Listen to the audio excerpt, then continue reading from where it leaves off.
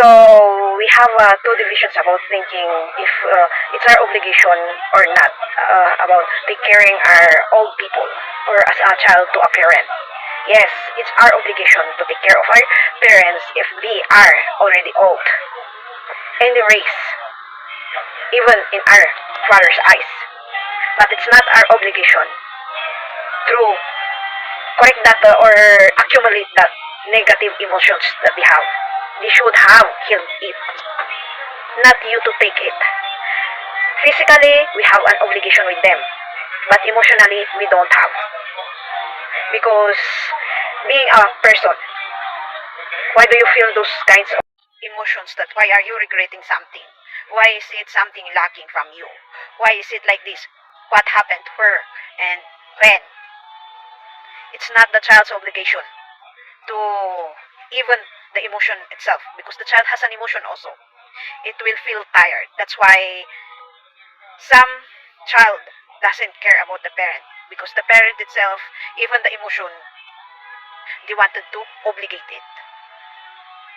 Yes, they have an emotional obligation also to give you respect as the parent or the parent give respect to the child. So where is it that the respect of a parent to a child if you obligate yourself from child? None, right?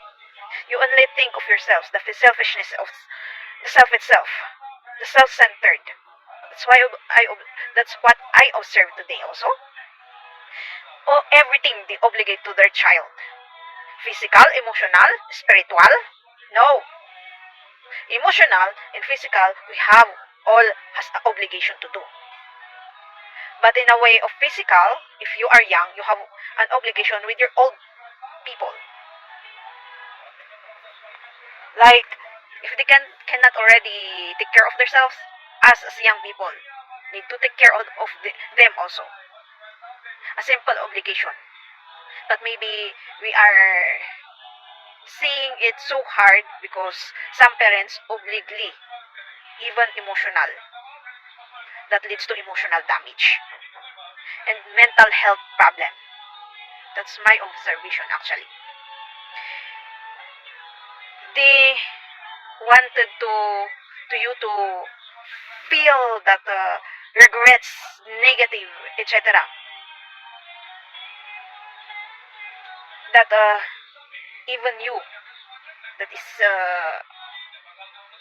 trying your best to help is being destroyed and cannot do anything and don't know how to help because of that emotional and mental health. So let's stop that kind of obligation actually.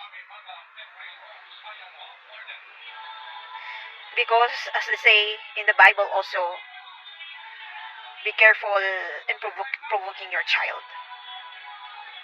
But as a child also, honor your father and mother. That's why there is a conflict, right? That's the part. The emotional and mental.